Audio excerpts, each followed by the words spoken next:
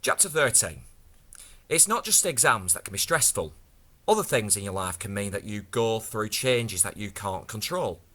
One might be moving from one school to another. There can be 1,000 different reasons why you might need to move to a different secondary school, even though you've already started at one.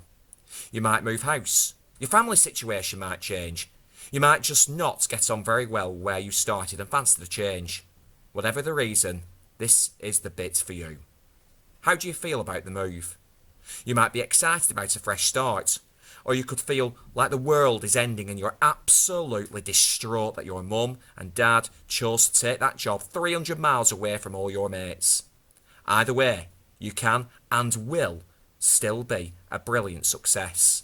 The first and most important thing for you is to try your best to be as positive about the move as you possibly can, whether it's the first, the second, third, fourth time you've changed secondary schools. I mentioned before that every teacher in every single town, in every country, on every planet wants to help you. Schools don't set up to stop children making successes of themselves. They are places where young people are encouraged to be brilliant and fabulous. So, moving from Glasgow to Sydney, to New York, to Cardiff might feel tough. And it would be, especially if you're walking. But your school will help you settle in and build yourself back up again. You might be feeling a lot of anger about it. Why do I have to move again? Why can't I be normal? Will I ever get to make any friends? But talk to people and find your go-to guys and girls again.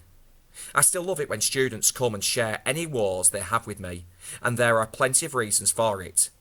Firstly, I can try to help, and often can, and even if I can't, I'll know a person who can. And secondly, I like when people come to chat because I know from personal experience that sharing a problem really does help. Everyone needs their go-to person to have a whinge or a moan or a little bit of a cry with. So don't feel you're the only one in a school who's not feeling 100%.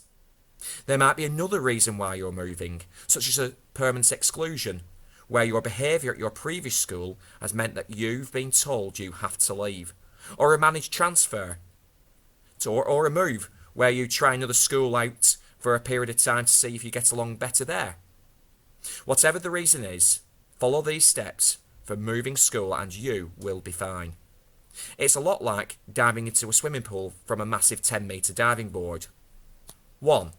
Get your swimming kit on. You can't go swimming without your trunks on, can you?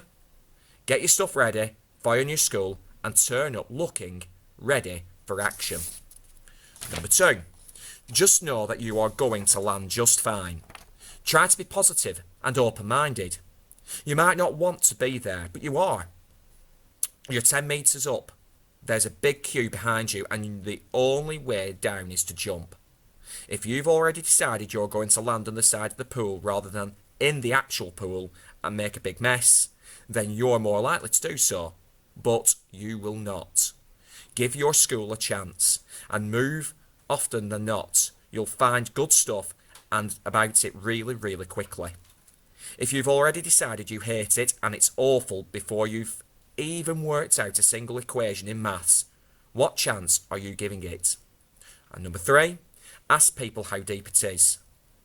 Talk to people, get the lowdown and the information, get to grips with where to be and when. Try to build those foundations of relationships with the new people and make sure that you're telling your folks what's good and what's not so good when you get back home. Number 4, dive into it. Then just jump. You'll find that the first tiny little nanosecond is terrifying, but from then on, you'll take to it like a duck to water. Splash.